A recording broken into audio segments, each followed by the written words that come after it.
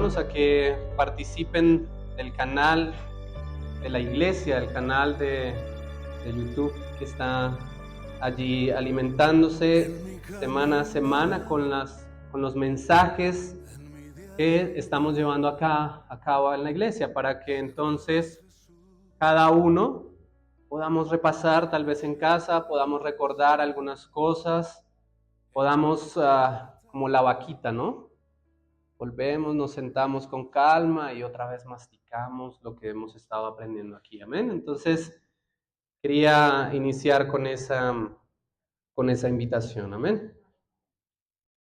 ¿Qué le parece si oramos ahí donde usted está? Amén. Amado Señor, Dios de la gloria, exaltado Señor sea tu nombre sobre toda la tierra, Señor. Los cielos, la tierra y debajo de ella, Señor. Permítenos, Señor, esta mañana conocer tu mensaje, conocer tu palabra, conocerte a ti, oh Dios. Revélanos a tu Hijo, Señor, en tu palabra, y dirige nuestra vida, Señor, en aquello en lo que nosotros hoy debamos ser exhortados. Exhórtanos, Dios. Oh Dios, en aquello que debamos ser animados, alentados, Padre Celestial, aliéntanos. Esta es tu iglesia, Señor, este es tu pueblo, somos tus hijos. Dependemos de ti, Señor, en cada aspecto, cada grano de nuestra vida, Señor, depende de ti. Y en ello confiamos, Señor, porque lo pedimos en Cristo Jesús, nuestro Señor. Amén y amén. Usted dirige su atención allí a la parte del costado de la iglesia, usted va a encontrar el lema que vamos a estar llevando a cabo todo el año, ¿no? Una vida digna de su llamado. Y estamos precisamente en los primeros episodios de esa serie que vamos a llevar todo el año.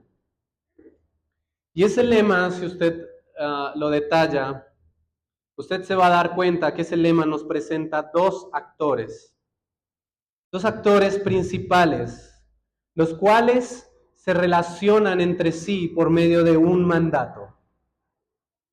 Uno que llama y el otro que sigue el llamado. ¿De quién crees que es el llamado? ¿Quién crees que es el que llama? Dios, amén. Él es el que llama. ¿Y a quién llama? ¿Quién es esa vida que ha sido llamada?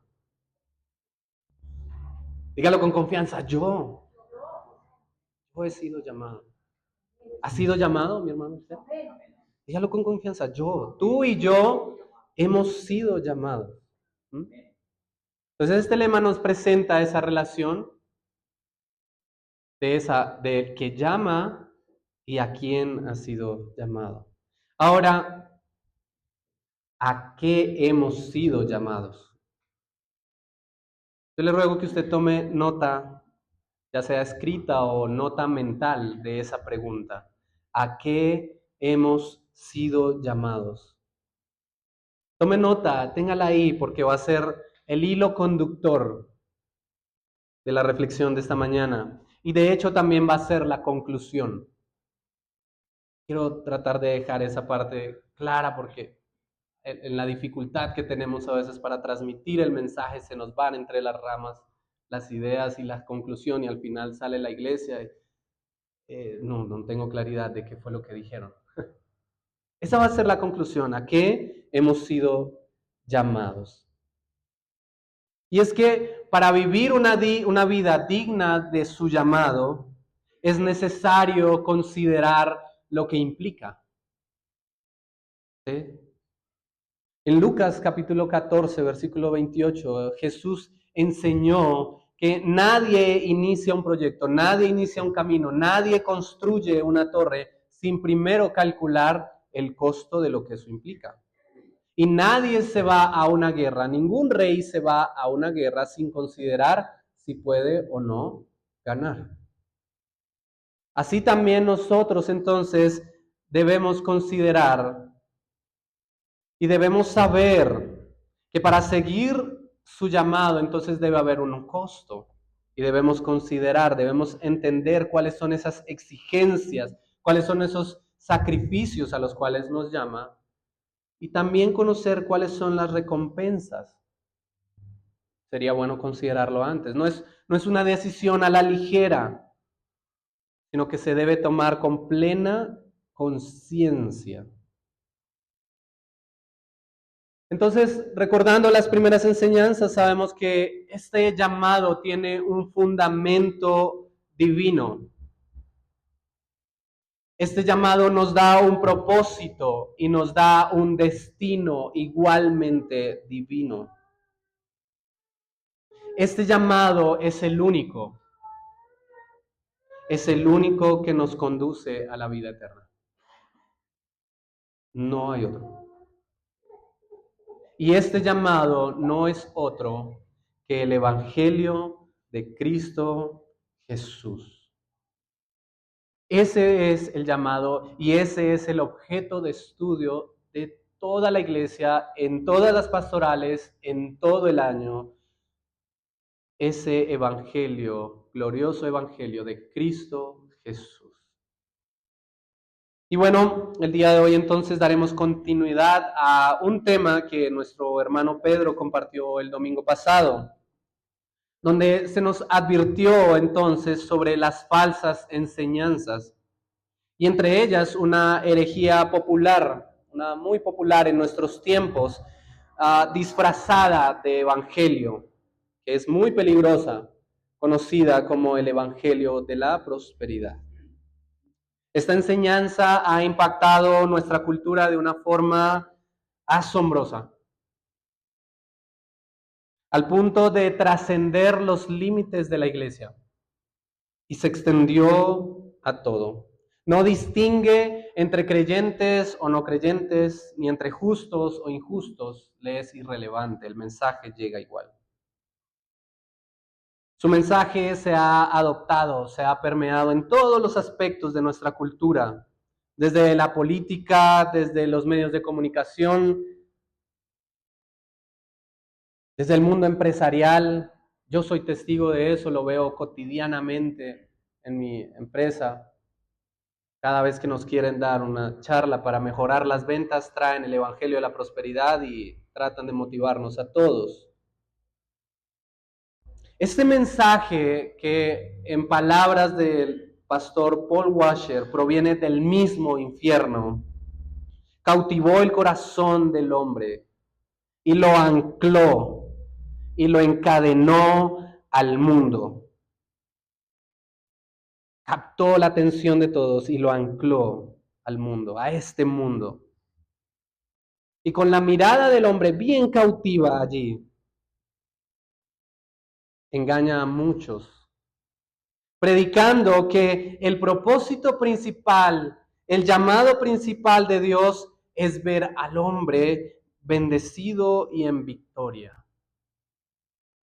Mientras que supuestamente Satanás te quiere ver arruinado y destruido materialmente. Pero la realidad, y usted y yo lo podemos ver, la realidad es todo lo contrario. Es fácil de ver cuánto interés hay de parte de Satanás por ver al hombre bien. De nada le sirve al mensaje de Satanás ver a un pobre hombre destruido por su borrachera, tirado en una calle. Nada le sirve, le da una muy mala imagen. ¿Quién quiere seguir esa idea? Nadie. Pero ver al hombre bien, ese es un buen mensaje de parte de Satanás. Cuán útil es para el mundo de las tinieblas una generación de personas llamadas a la prosperidad, hombres llamados al éxito, mujeres llamadas a vivir empoderadas de sí mismas, hombres y mujeres con la certeza de que esta aquí es la buena vida, aquí y ahora. Y asumen que el llamado es ese. Tu vida bien aquí y ahora. Y ese es el llamado. Toda una generación profesando a viva voz, esto es lo que me merezco. ¿Mm? Muchos a profesar el nombre de Dios, siempre y cuando el enfoque sea la buena vida en esta tierra. Menciónalo, dilo. Habla de Dios si quieres, pero pon tu mirada aquí. Para esta vida es que Dios me ha creado. Y para esto es que Dios me hizo su hijo, para darme todo lo que yo merezco. Y entonces me declaro hijo de Dios, bendecido de Dios, me declaro ungido de Dios, me declaro que arrebato lo que Dios tiene para mí, para vivir en victoria y prosperado aquí en la tierra. El engaño está bien diseñado, porque de hecho, si usted se da cuenta, incluye muchos de los elementos del verdadero evangelio. Los mezcla muy bien. Lo que el verdadero evangelio predica, ahí esas palabras, parece que estuviera ahí y no, como que no se distingue lo uno de lo otro. Está la convicción, la fe, la gracia, el nombre de Jesús, las bendiciones verdaderas de Dios para su pueblo, los pactos de Dios con su creación, el trato de Dios con nosotros como buen Padre y así muchos más. Elementos propios del evangelio, ahí están, manipulados, bien manipulados.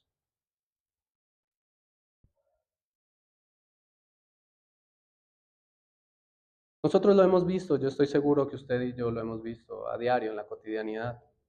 Los vemos en redes, en publicaciones, en los pegantinas de los carros. Todo lo puedo en Cristo que me fortalece. Va, fuera de contexto.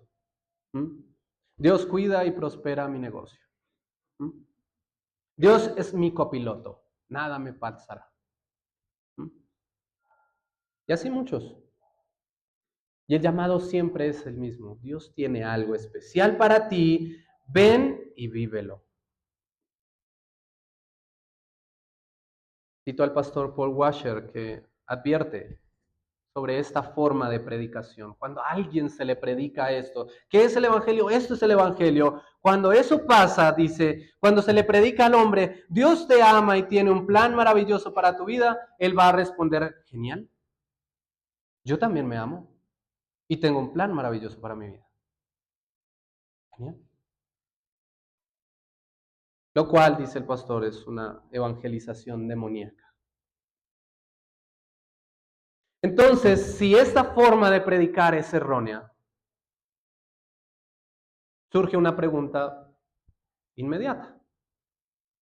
Por favor, revise su publicación de Por su gracia si la tiene a la mano. Si la tiene ahí a la mano, usted revise su publicación de Por su gracia. Y entonces, si esto no es, entonces la pregunta inmediata es, y ese es el tema de esta mañana, y entonces, ¿cómo evangelizaremos? Y entonces, ¿cómo evangelizaremos?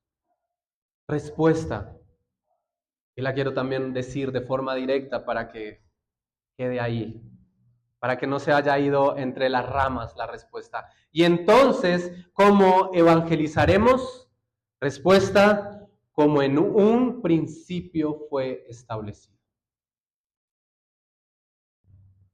Entonces, ¿cómo evangelizaremos? Respuesta, como en un principio fue establecido. Así es como evangelizaremos. Debemos regresar al llamado original que solamente el cristianismo, el evangelio cristiano hace. Nosotros debemos retomar este llamado y debemos predicar ese llamado. Debemos evangelizar ese llamado y debemos vivir ese llamado.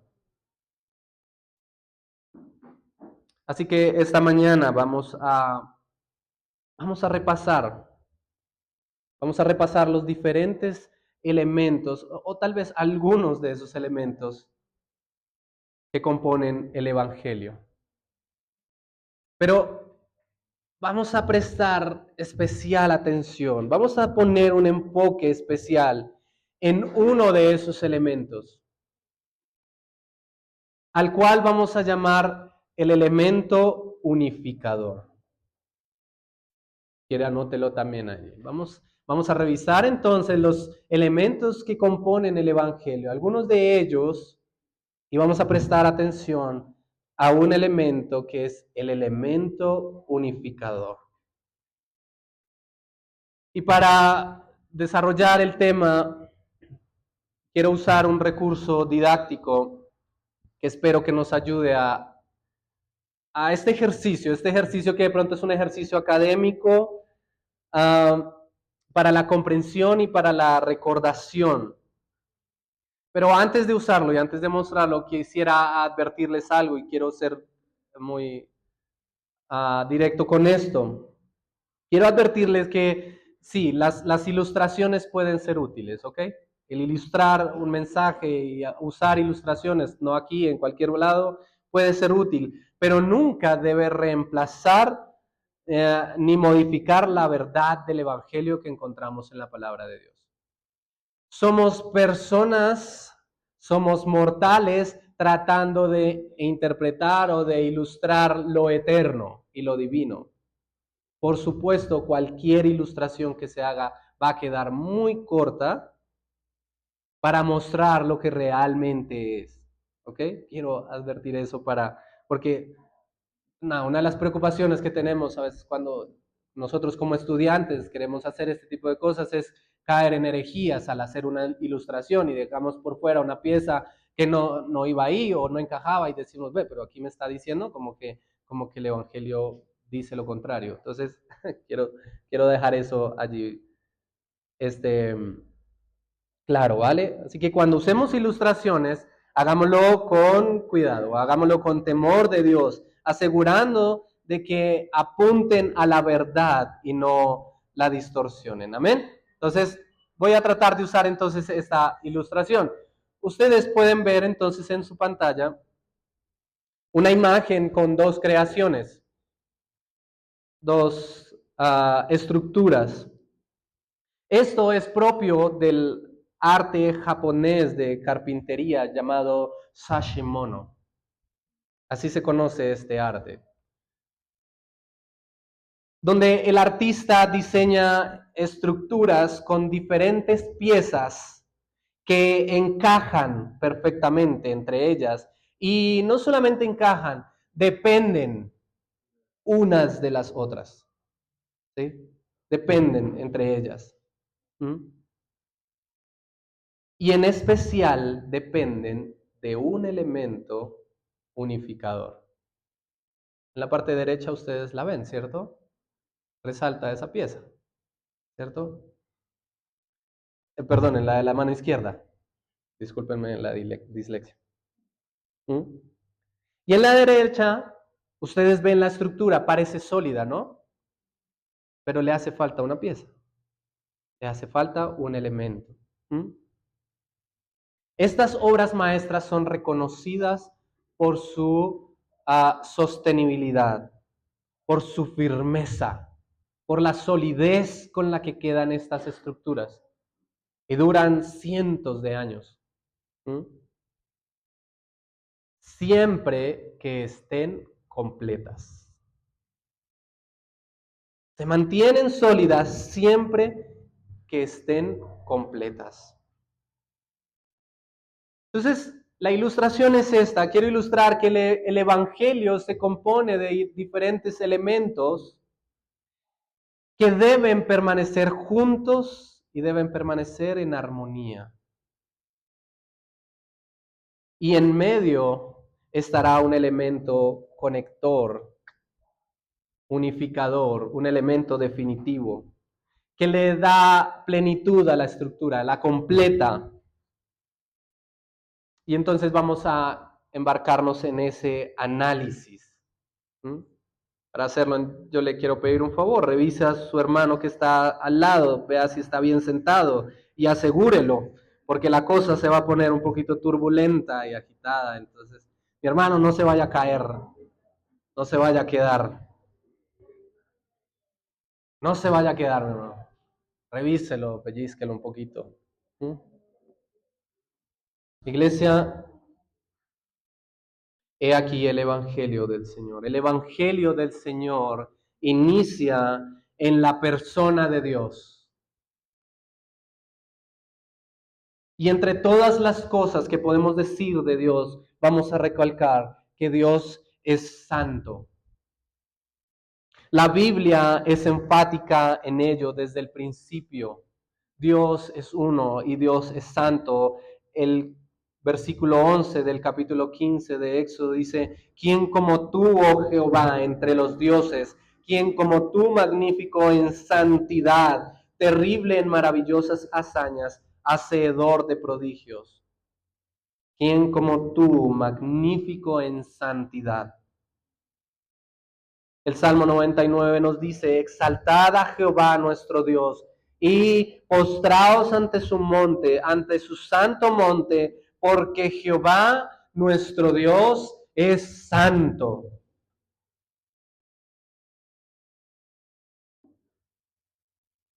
No hay ningún texto en la Biblia que se salga de este parámetro, que hable alguna diferencia, que ponga en duda lo más mínimo esto. El Señor Dios Todopoderoso, Creador tuyo y mío, es santo.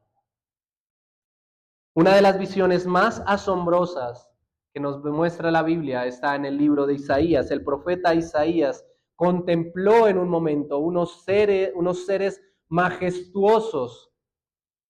Con dos alas volaban, con dos alas se tapaban los pies, con dos alas cubrían su rostro. Y estos seres tan majestuosos estaban diseñados para una y solo una cosa, para resaltar una sola cosa de Dios. El uno al otro daba voces diciendo, Santo, Santo, Santo, Jehová de los ejércitos, toda la tierra está llena de su gloria. Y ese es un elemento y es una verdad del Evangelio. El Señor es santo. Asimismo, otro elemento que nos explica el Evangelio es que Dios ha propuesto una relación con su creación. Y entre todas las maravillas que existen en el universo, entre todo lo creado, solamente a ti y a mí, solamente a nosotros se nos concedió el ser hechos a imagen y semejanza suya. Y Dios nos creó para relacionarnos con Él. Para eso fue usted creado, mi hermano. Para eso fuimos creados usted y yo. Y para hacerlo es necesario ser igualmente santos.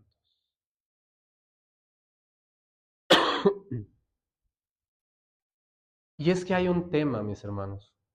Y es que la santidad de Dios no solamente implica que Él es puro, no solamente implica que Él es santo, que Él es sin mancha, que Él es limpio, que Él es puro, sino que implica que Él habita en santidad. Él no consiente la maldad. Él no habita en pecado.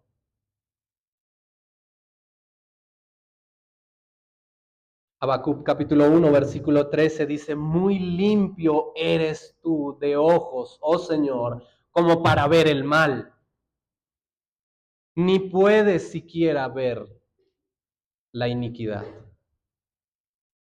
Así que el mandamiento es este.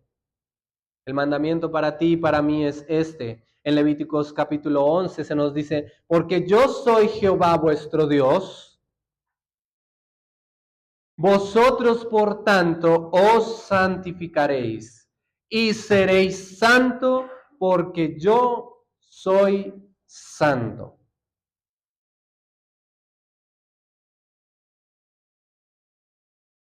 Pregunta universal.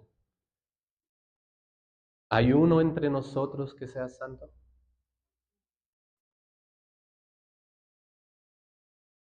No, ¿verdad? ¿Qué problema? ¿Qué problema tan grande es ese?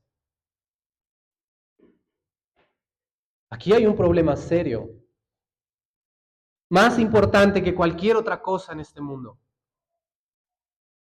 Es si le va bien o si no le va bien. Nuestra mayor preocupación, nuestra mayor necesidad es esta. Lo dice el apóstol Pablo en Romanos 3, por cuanto todos pecaron, están destituidos de la gloria de Dios.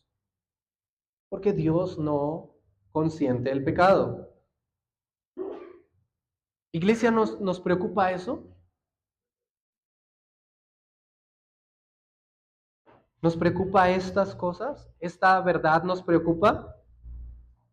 ¿Preocupa esto al hombre exitoso, de buenos modales, fiel a su esposa, honesto en sus impuestos, que hace actos de caridad frecuentemente y que se considera autosuficiente y pleno en sí mismo?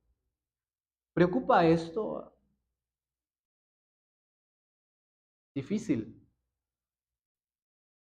Está ensimismado. Tú le preguntas y dice, no veo cuál es el problema.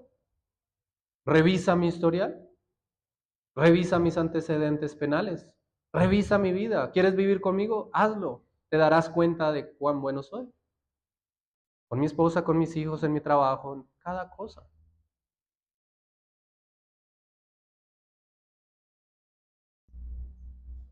El Evangelio entonces continúa y nos muestra otro elemento. Porque para unir estas dos cosas, para poder satisfacer la ley moral, la necesaria ley moral y acercar la humanidad, para Dios poder acercar la humanidad a sí mismo, Él entonces envió a su Hijo, envió a Jesús y lo castigó por el pecado nuestro. Mas el herido fue por nuestras rebeliones y molido por nuestros pecados. El castigo de nuestra paz fue sobre él y por su llaga fuimos nosotros sanados.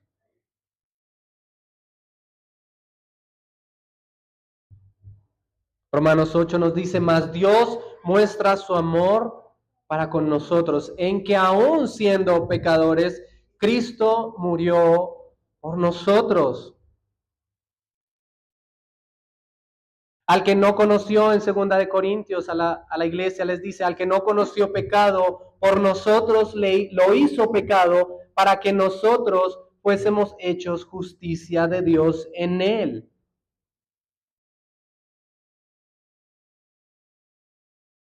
Y de esa manera, con ese acto, haciendo esto, es que Dios completa su obra. La obra de Dios se completa de tal manera que reivindica a la creación y la purifica. El mensaje hermoso de cómo Dios ve a la iglesia como su esposa y dice, esposos, así como Cristo amó a la iglesia, ame a su esposa. Porque Él la purificó, la limpió y se la presentó limpia a Él mismo, pura y sin mancha. Por cuanto agradó al Padre que en Jesús habitase toda la plenitud y por medio de Él reconciliar consigo a todas las cosas, todo lo que estaba en guerra, así las que están en la tierra como las que están en los cielos, haciendo la paz mediante la sangre de su cruz. Qué tremendo. Elementos asombrosos, divinos, majestuosos del Evangelio. Todos ellos son elementos que hacen parte real y verdadera del Evangelio. Pero observemos algo, prestemos atención a algo. ¿Qué pasa cuando predicamos esto? Vamos a hacer ese ejercicio. ¿Qué pasa si ponemos a una persona inconversa frente a nosotros y le expones esto? Voy a tratar de hacer ese ejercicio, voy a tratar de simularlo. Oye, Dios te creó a su imagen y semejanza. Ok. No me disgusta la idea, por eso seré tal vez tan guapo. ¿Sí? Soy especial en el universo. Sí, pero oye, ¿sabías que Dios es santo? Sí, qué bueno, bien por él. Mm. Oye, pero ¿sabes qué? Resulta que Dios quiere tener una relación contigo. Bueno, ok, seguramente vio algo bueno en mí y por eso quiere relacionarse conmigo. Mm. Pero ¿sabes qué? Es que Dios envió a Jesús a morir en la cruz y pagó por los pecados del mundo. Sí, realmente hay muchos que son muy malos. Veo las noticias y, uff, por mi parte yo soy buena persona. Qué noble de parte de Jesús haber hecho eso por los malos. ¿Mm? Oye, Dios quiere que habitemos para siempre con Él en el paraíso. Le estoy predicando a esta persona. Ah, no hay certeza de eso, ¿sabe? El aquí y el ahora es como más importante. Por el momento continuaré con mi vida y más adelante veremos qué pasa, si es verdad o no es verdad. Mm. Oye, ¿es necesario que creas en Jesús? Sí, yo creo en Él. Me cuida todos los días. Él es mi mejor aliado para perseguir mis sueños. Yo creo en Él. ¿No les parece que algo sucede en esa situación? Y de hecho el tema podría ser un poquito más crítico. Obviamente le puse un énfasis para hacerlo dramático. Pero puede ser más crítico aún. Tú podrías entrar a una discoteca, tú puedes entrar a una empresa, tú puedes entrar a una universidad, a un espacio enorme, imaginemos un estadio, repleto de personas, y gritar a todo pulmón, Jehová es Dios. Y muchos podrían responder, ah, bueno, sí, está bien. Incluso podrías entrar a muchas iglesias y gritar, cree en Jesús. Casi yo creería que la mayoría del porcentaje diría, claro que sí, creo en Jesús. Así podré estar tranquilo mientras sigo con mi vida. Y si estoy en problemas, seguramente Él me sacará en victoria. Claro que creo.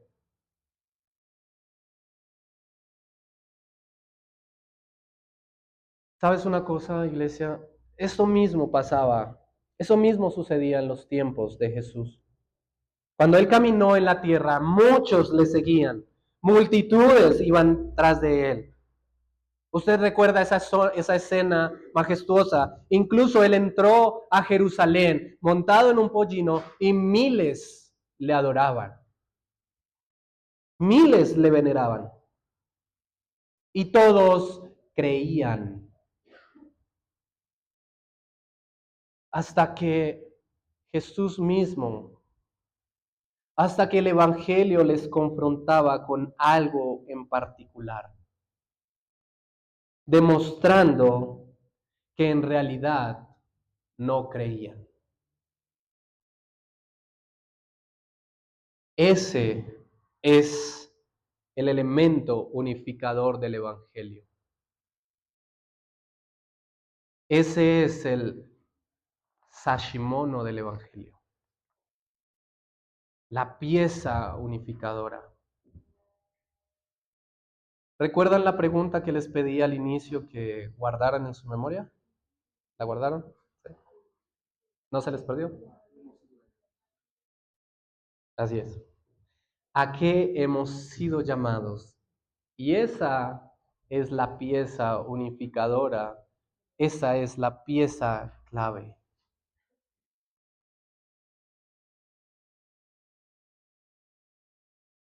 Iglesia, el Evangelio del Señor nos llama al arrepentimiento. Es la pieza unificadora del llamado que se nos ha hecho. Cada llamado que tú encuentras en la Biblia para la humanidad es a que se aparten de su maldad, a que se aparten de su propio camino, camino que en su propia observación, en su propio camino está bien, a los ojos del impío su propio camino va bien. El llamado es apártate de ese camino, apártate de esa maldad y confíen en el Señor. Génesis capítulo 4 nos muestra cómo se le dice a Caín, Caín, ten cuidado lo que estás pensando.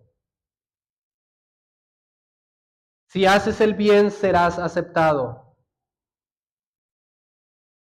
Pero el bien lo defino yo, dice el Señor. Cuidado con lo que estás pensando. Caín tomó una decisión.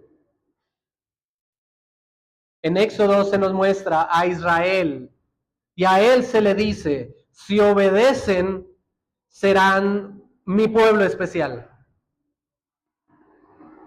En Crónicas se le dice, si se humillare mi pueblo, sobre el cual mi nombre es invocado, y oraren y buscaren mi rostro, y se convirtieren de sus malos caminos, entonces es un conector condicional. Entonces yo oiré desde los cielos, perdonaré sus pecados y sanaré su tierra. Está justo ahí en el centro del mensaje. No es solamente yo soy Dios y te voy a perdonar, sino es yo soy Dios, arrepiéntete, yo te voy a perdonar. A los reyes se les predicó de esto. Los profetas hablaron. Isaías en particular habló de esto. Si obedecen, serán bendecidos. Y en ese contexto se entiende excelentemente a qué se refiere bendecidos. Si no, serán consumidos. Entonces, ¿qué es bendecidos? Lo opuesto a consumidos. ¿Trata algo acerca de esta realidad en nuestra vida, de que tendremos y no tendremos y tal cosa? No. Obtendremos la vida eterna. Allá es donde fija los ojos el Evangelio. Se trata de sacar de aquí, levanta tu mirada de este mundo. Sí, pero es que sufro. Sí, levanta tu mirada de las cosas de este mundo. Pero es que yo quiero más. Sí, levanta tu mirada y deja de mirar esas cosas. Y pon tu mirada en los cielos. Para el tiempo de la llegada entonces de Jesús, porque la historia siguió ese mismo curso, el Señor es anunciado y en el tiempo adecuado está a punto de llegar y Juan el Bautista abre brecha. Fue enviado para abrir brecha. ¿Cómo lo hizo? Generación de víboras. ¿Quién nos enseñó a huir de la ira venidera? Viene el Señor. Por tanto, den frutos dignos de arrepentimiento. No veo Dios tiene un gran plan para ti porque te ama mucho. No arrancó así. Y el mismo Señor Jesús llegó y dijo, el tiempo se ha cumplido. Aquí estoy. El reino de los cielos, dice él, el reino de los cielos se ha acercado. ¿Es hora de las bendiciones? Dice él. No. Arrepentíos y creed en el Evangelio. Arrepentíos y creed en mí, dice. Ese es el mensaje. Él les dice por muchas formas, de muchas ilustraciones, sí, ustedes se creen hijos de Abraham, sí, ustedes se creen judíos, sí, ustedes claman al uno y al otro. Yo soy mayor que él, yo soy mayor que David, yo soy antes que David, yo soy antes que Abraham, les dice Jesús. Y en Lucas 13 les da esta instrucción. Si no se arrepienten, no me digas acá qué haces y deshaces, que tienes y que no tienes, que eres hijo del uno y del otro. Si no os arrepentís, todos pereceréis igualmente.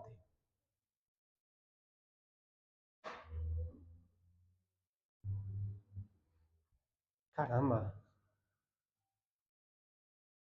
¿Por qué? ¿Por qué es tan definitiva? ¿Por qué es tan central? ¿Por qué es tan central esta doctrina del arrepentimiento? Porque le da el correcto lugar a Dios como el Señor. Y a veces se nos distorsiona tanto. Muchas veces cuando hablamos de arrepentimiento estamos tan ensimismados. Me arrepiento porque, claro, si no me arrepiento, las consecuencias van a ser terribles. Pienso en mí. Me arrepiento porque quiero sanar este dolor que tengo en mí mismo, esta situación que me está carcomiendo por dentro. Mejor me arrepiento y dejo de engañar a mi esposa. Estás pensando en ti mismo. Claro, la culpa te corroe y quieres sentirte mejor contigo mismo, quieres dormir mejor, pero no estás considerando al Señor. ¿Qué pasa si el pecado te satisface? ¿Qué pasa si ese gusto a ti no te trasnocha? Pues no te arrepientes. ¿Qué pasa si lo consideras a tu propia sabiduría y a tu propio consejo como algo bueno, independiente de lo que diga Dios? Pues no te arrepientes. Pero lo que está llamando la palabra del Señor en arrepentimiento es a poner el correcto lugar a Dios como el Señor, el que determina, el que diseña, el que define, el que ajusta, el que define, hace todas las cosas. De Él es la sabiduría, de Él es el camino correcto. Nosotros nos resistimos y eso es algo natural como hijos. Decimos, papá, tú no sabes de lo que estás hablando. Tú no sabes mis necesidades. Y el hijo le dice, sí, lo sé, yo soy más sabio que tú. No, yo quiero seguir mi propio camino porque esta es una generación nueva, porque yo soy más sabio. Y nos resistimos a decir eso. Y así mismo nosotros, no, lo que dice Dios, ay, no, exagerado, hombre. Pero el arrepentimiento pone a Dios en el lugar correcto, pone al Señor, lo pone a Él como el Señor y pone al hombre como siervo, como siervo, no como beneficiario, no como el centro de atención, lo pone como siervo, es el lugar correcto. El arrepentimiento reconoce la perfecta santidad de Dios y la repugnante condición de nuestro pecado. He entablado diferentes conversaciones con diferentes personas de diferentes denominaciones y normalmente este es un punto que es difícil de traspasar. La mayoría de ellos apelan a que tú tienes algo bueno, algo el Señor vio en ti. Yo trato de testificarles con mi ejemplo y yo les digo, yo soy un miserable. Tú tal vez no me conoces, a veces ellos de cierta manera se dejan un poco como convencer por el hecho de que están en mi casa, ven a mis hijas, ven a mi esposa, ven el hogar y dicen, no, sí tienes algo bueno. Y yo les digo, no, tú no conoces mi corazón. No me pidas que vaya a lo profundo de mi corazón a ver qué es lo que Dios ve en mí, porque cuanto más profundo voy a mi corazón, más podrido está. No me entiendes, no puedes, el mensaje que tú me estás dando no puede apelar a mi conciencia, no puede apelar a mi sabiduría, porque no es así. Dependo de alguien más. Mi condición es de pecador. Yo tengo una presunción aquí tal vez del por qué les cuesta tanto eso pensar. Y es que si yo les digo eso, ellos van a decir, entonces yo estoy en la misma condición. Y eso no es así. Entonces rechazamos ese mensaje. Me da la impresión de que esa es la principal situación del por qué me rechazan tanto esa idea. No, si este muchacho así, entonces yo también estoy en la misma condición, entonces no. Hay algo que Dios vio en mí. Pero no, el arrepentimiento considera nuestras actitudes, nos deja entender que nuestras buenas obras no son más que trapos de inmundicia delante del Señor. Delante de nuestro Dios, quien es santo, santo, santo.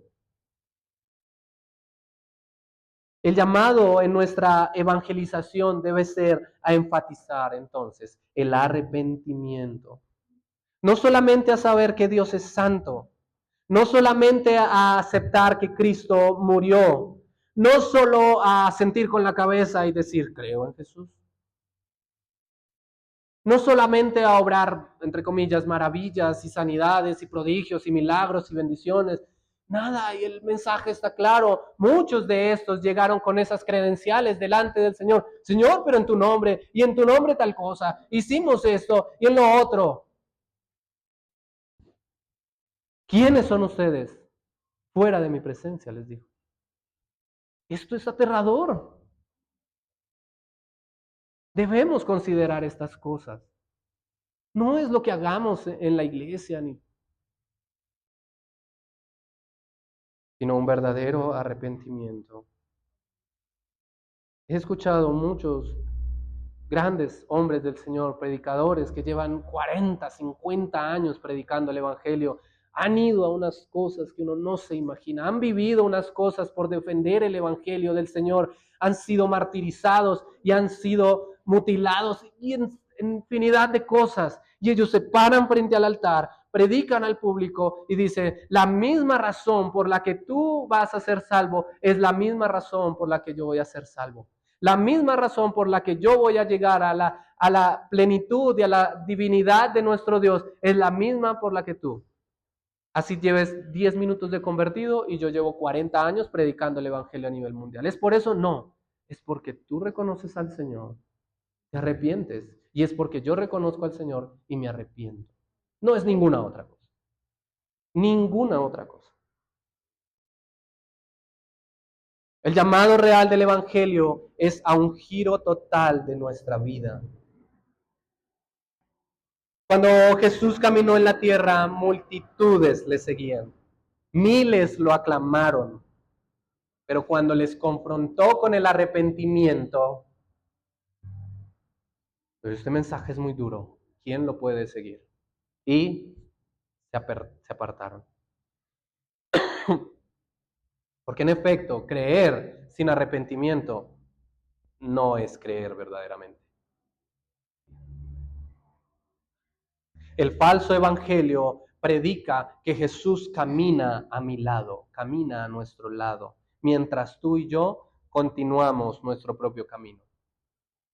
Es como ir por una senda y ver al Señor diciendo, hey, te quiero ayudar, te quiero prosperar. Bueno, ven, si te mantienes a mi criterio, caminemos juntos. Y si tienes la capacidad de ayudarme en muchas cosas, genial. Eso es lo que predica el Evangelio. Hey, Jesús viene a mi camino, a nuestro propio camino, como un buen guardaespaldas. Pero el verdadero Evangelio predica que Jesús es el camino. Él es el camino. Yo soy quien debe apartarse de mi mal camino y seguirle a Él como siervo. Mis deseos, mis actitudes, mis propósitos, mis anhelos son los que se deben dirigir y sujetar a Él, no Jesús sujetarse a mis deseos y propósitos y anhelos y caprichos. El falso evangelio asegura que la verdad es subjetiva. Lo que tú consideras bueno, puede que para mí no. Lo que dice la Biblia, bueno, eso es para tiempos antiguos, yo vivo más adelantado a esta era, yo tengo una capacidad mayor. La verdad es subjetiva, depende de lo que cada uno pensemos.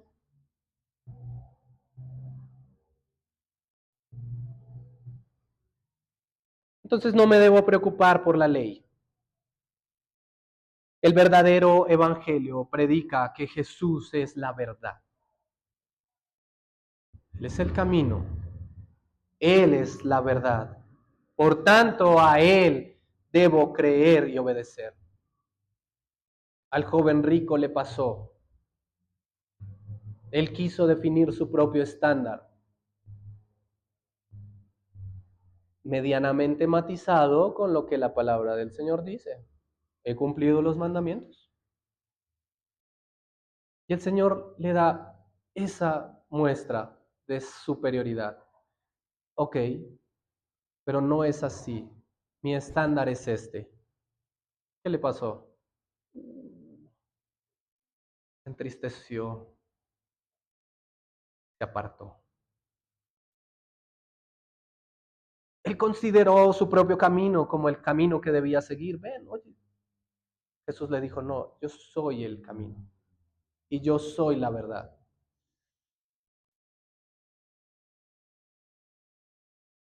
Y entonces pasó lo que pasó. El falso evangelio predica que lo más importante que puedes lograr, a lo que le debes prestar atención y en lo que te debes fijar, es el aquí y el ahora. El verdadero evangelio predica que Jesús es el pan de vida eterna. Solo en Él. Él es nuestra corona de vida eterna. Por tanto, no fijes tus ojos en esta vida, fija tus ojos en el Señor.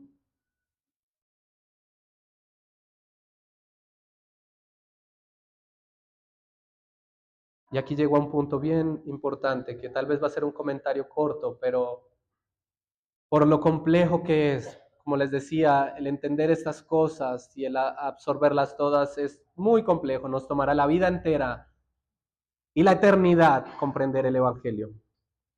Pero aquí quiero hacer este comentario. El falso Evangelio predica que tú te puedes arrepentir en ti mismo. Yo sé que es difícil de analizar. Pidámosle al Señor comprender estas cosas. Pero normalmente lo que nosotros vivimos no es arrepentimiento, se llama remordimiento. Esto predica el falso evangelio. Tú puedes salir de ese círculo y tal cosa, y tú puedes cambiar tu vida, y tú puedes hacer, y tú, y tú, y tú, y tú, y al final del mérito de quién es, tuyo. ¿Sí? Mientras que el verdadero evangelio predica Jesús, Él es el hacedor, Él es el consumador. Él es el que pone el querer como el hacer.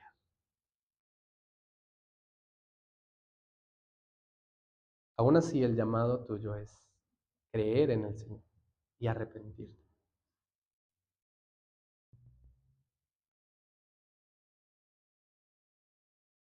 El falso evangelio predica que esta vida debajo del sol es lo más importante y que tú debes resaltar, debes brillar, disfrutando de las grandezas de los deseos de tu corazón. Mientras que el verdadero evangelio nos dice, sufre penalidades, soporta la humillación con paciencia, toma tu cruz y sigue a Cristo. Porque el verdadero evangelio nos predica el arrepentimiento. El verdadero evangelio no exalta al hombre, sino a Dios. No nos llama a engrandecernos, sino a negarnos a nosotros mismos. Que sea yo menguando para que Él crezca en mí. No nos promete una vida cómoda, sino una vida transformada. Y aquí está la gran diferencia El falso evangelio te deja a ti en el trono de tu vida. Desde ahí tú mandas, ordenas, dispones, quiero o no quiero, quiero o no quiero. Pero el verdadero evangelio proclama que Cristo debe reinar en nuestras vidas.